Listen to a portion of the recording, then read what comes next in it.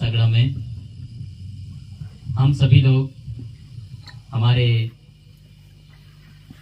बदामीलाल जी डामोर के धर्मपत्नी कालीबाई जी डामोर की तीसरी पुण्यतिथि मनाने के उपलक्ष्य में और उनकी याद में पधारे हुए तमाम मेरे पिता तुल्य बुजुर्गगण, साधु संत और गांवों गांवों से पधारे हुए कर्मचारीगण, सेवानिवृत्त कर्मचारीगण, मेट कोटवाल गमिति और महिला शक्ति माताएं बहनें, आप सभी का हमारे कालीबाई दादी जी की तरफ से आप सभी को नमन। सदगुरु महाराज आपके जैसे बोलते हैं भक्ति लाइन में, निश्चित तौर पर मैं इस कार्यक्रम का एक छोटा सा मेहमान, छोटा सा हिस्सा, आप सभी सत्संग में पधारे। मेरे से कई विद्वान बुद्धिजीवी ऐसा कह सकते हैं हम पढ़ लिख कर शिक्षक बन गए हैं, लेकिन इस जो सदमार्ग पर चलने के लिए जो आध्यात्मिकता में जितनी शक्ति है शायद ऐसी कहीं नहीं है, ऐसा माना गया है। तो मैं आपसे सीखते हुए आगे बढ़ने का प्रयास करूंगा। तो हम लोग हमारे सच्चे सदगुरु के शरणों में जाते हैं तो सदगुरु हमें जीवन में उन्नति प्रगति लाने के लिए प्रयास करता है। माता पिता के अलावा हमारे जीवन में अगर कोई हमारे आगे बढ़ने की और उन्नति करने की सोच रखता है तो वह चाहे किसी भी क्षेत्र में हो, चाहे आपकी पाठशाला क्षेत्र में हो, चाहे भक्ति क्षेत्र में हो, आध्यात्मिक क्षेत्र में हो, आपके किसी भी कार्य में छोटे से छोटे कार्य के लिए करने के लिए हमें गुरु की आवश्यकता होती है। तो माता पिता के अलावा निस्वार्थ भाव से हमारे जीवन में पूरे विश्व में समस्त मानव जीवन कल्याण के उपलक्ष्य में सोच और आगे बढ़ाने की सोच अगर मेरे से आगे बढ़े और मेरा नाम करे, ऐसा सिर्फ इस दुनिया में कोई है तो माता पिता के अलावा सच्चा सदगुरु है, उसके अलावा कोई नहीं है इस दुनिया में। ये बड़ी सोचनी और समझने की जरूरत है। और जो इस कबीर साहब की जो और मैंने भक्ति का थोड़ा पढ़ा भी है और काफी अवलोकन किया है, उनका कहना था कि वो अक्सर कहा करते थे उनके दोहों में, पाहन पूजे तो हरि मिले, मैं पूजू पहाड़, ताते ये चाकी भली पीसे जग खाए। यानी कि पत्थर पूजने से हरि मिलते हैं तो मैं तो पहाड़ पूज दूं, और अगर पहाड़ पूजने पर भी भगवान नहीं मिलते हैं तो मैं उस पत्थर से बनी हुई चक्की का महत्व ज्यादा करूंगा, क्योंकि वो पिसती है तो पूरा संसार खाता है। ऐसा कबीर साहब का कहना था। तो निश्चित तौर पर हमारे संत साधु महात्मा बैठे हुए हैं, इन्होंने इस चीज को अच्छे से अवलोकन किया है। मैं मान सकता हूं इनके पास MA BEd की डिग्री नहीं हो सकती है, लेकिन आज इनके पास जो अथाह ज्ञान है वो हमारे में नहीं है। इसलिए मानव जीवन को आगे बढ़ाने के लिए हमें भक्ति मार्ग और सदमार्ग, सद उन्नति और हमारे जीवन के भविष्य को बदलने के लिए एक सच्चे गुरु की जरूरत होती है। तो इसी प्रकार से हमारे कबीर साहब ने कहा था कि हम लोग पाखंडवाद और अंधविश्वास में किसी एक मूर्ति का मोहताज बन के हम लोग नहीं जिए, ऐसा उनका मानना था। तो निश्चित तौर पर हमारे जो ये महात्मा बैठे हुए हैं उनका भी यही है कि आप लोग पत्थरों में कहीं ढूंढने की जरूरत है नहीं है। मैं मान सकता हूं मेरे इस बोली भाषा से हमारे समस्त मानव जाति समुदाय का हम सम्मान करते हैं, SC ST OBC माइनॉरिटी तमाम जाति समुदाय का, लेकिन हमारे शब्दों से ऐसा लग सकता है कि ये लोग मूर्ति पूजा का विरोध करते हैं। ऐसा नहीं कहते हैं। हम लोग 500-600 साल पहले हमारे जो संत कबीर साहब हुए थे और कई महापुरुष हुए थे, उन्होंने वास्तविक प्रकृति पूजा को और वास्तविक चीज को अपना धर्म और ध्येय माना था, प्रकृति को ही।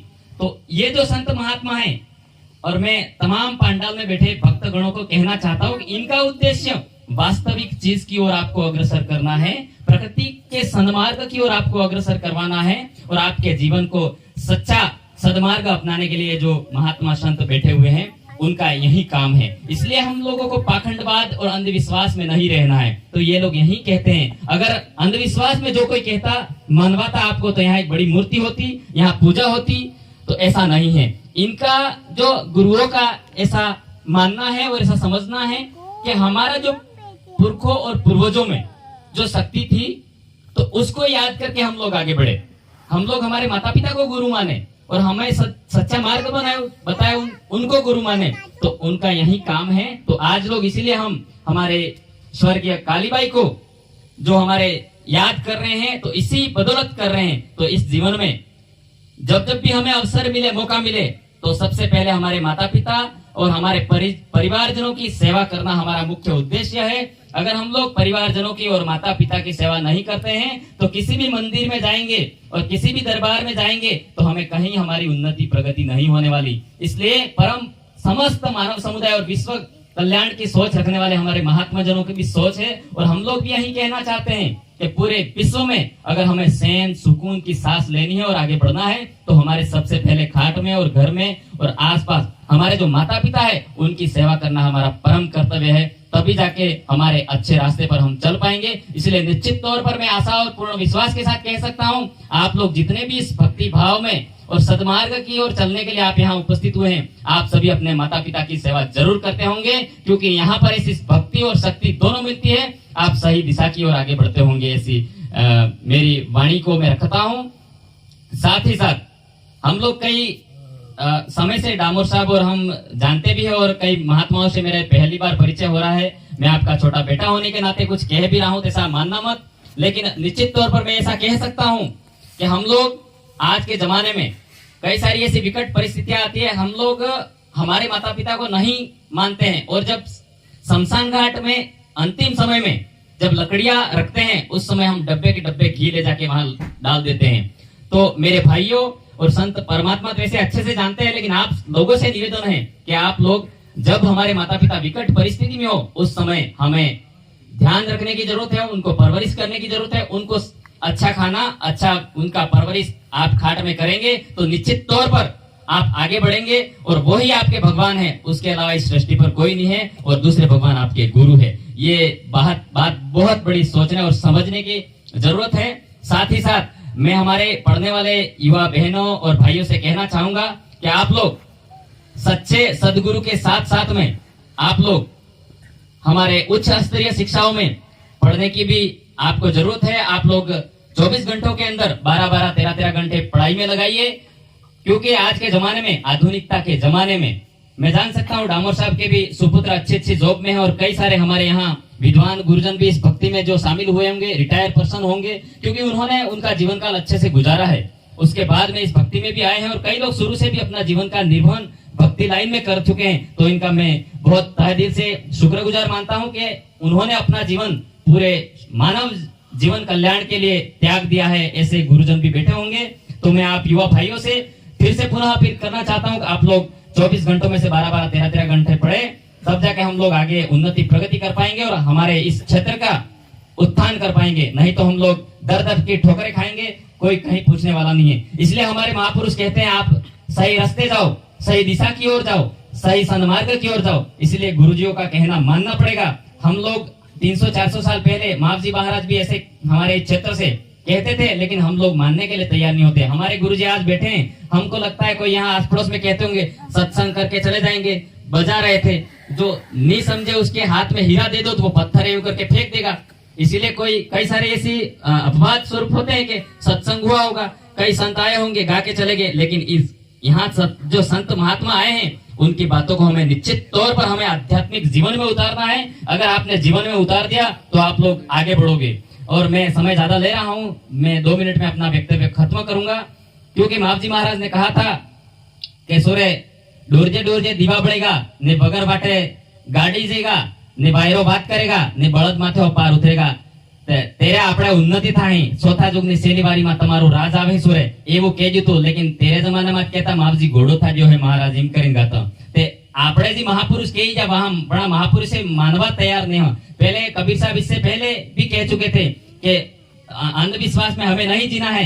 अगर कई मंदिर पूजवा हो मैं भगवान મળતા હોય હું ડુગરો પૂજ દીઉં એવું કહેજો તો લેकिन આપણે વાળા મોનવા મંજૂર નહીં થાય તણી આની વાતોમાં હિન્દી હો થોડોક આપણે ભાષામાંથી આવી જાવ વાત કરતો કરતો તે તમામ મારે યુવા શક્તિ અને માતૃ શક્તિઓ નિવેદન હે કે તમે ભૂખથી નખી રહ્યો ને અસલ ખાવા ખો અને સોરે વ્યવસ્થિત પણાડો ભૂખથી રહેવા હું આપણે કઈ પથરીની બીમારી થઈ ગાંઠની બીમારી થઈ આપણે હાથનું ઓપરેશન નોર્મલ ઓપરેશન વે આજકાલ હોસ્પિટલમાં ખૂનની જરૂરત પડે કઈ જે આપણે કઈ મેલે ન્યા જ્યાં પણ પૈસા મેલે આજે પૈસા તે વ્યાજ થાય પણ ખૂનનું કઈ નહીં થતું વ્યા તે તણી યુવા ભાઈ ને કણ જોડે બી જરૂરત પડે ખૂનની તે ફોન કરે તે ખૂન જુજે તણી મારે એમ જ કેવું है कि जी આપણે કે રોકણું બીમાર થઈ જાય તે 10 જણા હાથી જઈ તે બે વાસ मैसेज करे बेटा बेटा कि खून की जरूरत पड़े हमारे परिवार की परवरिश करने के लिए मैं इतना कहना चाहता हूँ कि जो बीमार हो जाए व्यक्ति उसके साथ में 5-6 जने जाते हो तो हट्टा कट्टा कोई एक तो होगा वो उस टाइम आप खून दे दो।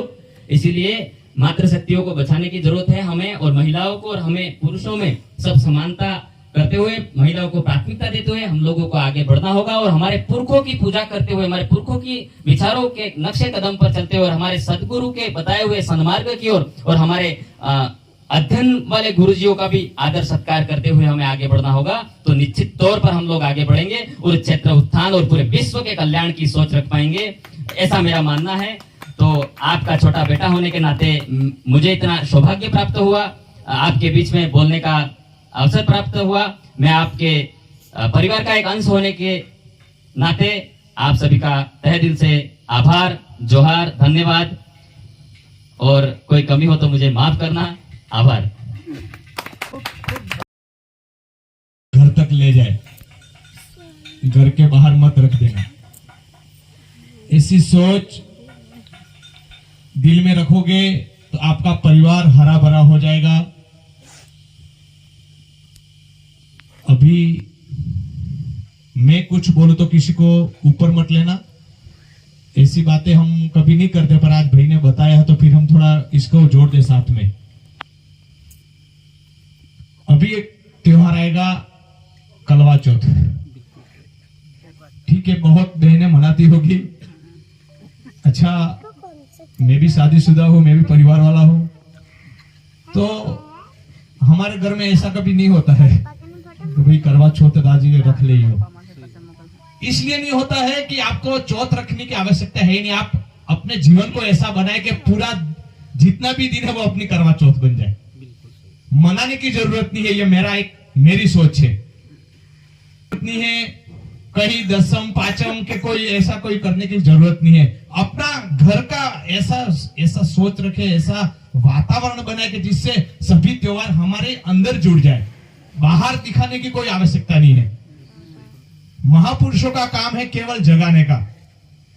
भाई ने अच्छी बात बताई कि आप इतना भी घी मत डालो शमशान में कि वो दिखावा करने की जरूरत नहीं है। अभी हम भी हमारे समाज में भी यही बात बताते हैं कि भाई अभी 10-12 ऐसे कर्यावर हो गए कि लड्डू नहीं बनाने। भाई हमने सोच रखी भाई आप अगर लड्डू बनाने हैं तो अपने माता पिता को हर साल बना के दो, 500, 1000, 1500 के। आप लास्ट में 50,000 के बनाते हो, एक दिन में खा के लोग चले जाते हैं, इसका कोई मतलब नहीं है। वही लड्डू अपने माता पिता को वो जितने समय जिए आप खिलाओ उनको। और हमारे समाज ने ये लड्डू बंद कर दिए, नहीं खाने पे। एक दिन खा के हम क्या कर लेंगे। लोगों से निवेदन करते हैं कि आप जो लड्डू हमको एक दिन बुला के खिलाते हो वो अपने माँ बाप को हर साल खिलाओ। जैसे ये ठंडी ये सर्दी की मौसम आएगी तो दिखावे की वो बारने में दिखावे की करने की जरूरत नहीं है। यूं मेरा कहना यूं है, कई माँ बाप बेचारे भूखे मर जाते हैं और वो देखा देखी में फिर वो लड्डू बनाते हैं, वो करते हैं, पूरी समाज को बुलाते। नहीं भाई, आपने सेवा की है तो पूरी समाज आपकी कदर कर लेगी कि आपने सेवा की, वही बात पक्की है। तो मेरी ये नींव आप सभी ध्यान रखे, भाई साहब के विचार के साथ भी चले। ये उनका एक जगाने का कर्तव्य है, वो स्वयं भी जगे हैं और औरों को भी जगाने का काम करते हैं। ठीक है, कोई ऐसा अभी अवसर आएगा तो हमारे मुंह से कोई वाणी भी निकलेगी तो वो भी हम यहाँ पर प्रस्तुत करेंगे, अपने सत्संग का विचार रखेंगे। पर बढ़िया, बहुत अच्छा विचार है। उनके साथ मेरा भी विचार बहुत अच्छा है कि भाई आप जगाने का काम करते हो, स्वयं भी जागे हो, औरों को भी जगाना, और जितने भी पंडाल में आए हो वो अपने घर को भी जगाना। भाई साहब, आप अकेले मत जगना, आप जाके किसी 5 के अंदर ये विचार रखोगे 5 में से 1 सुधरेगा तो वो और 5 को सुधारेगा, ऐसा मेरा ख्याल है। सदगुरु साहेब, बंदगी साहेब, धन्यवाद।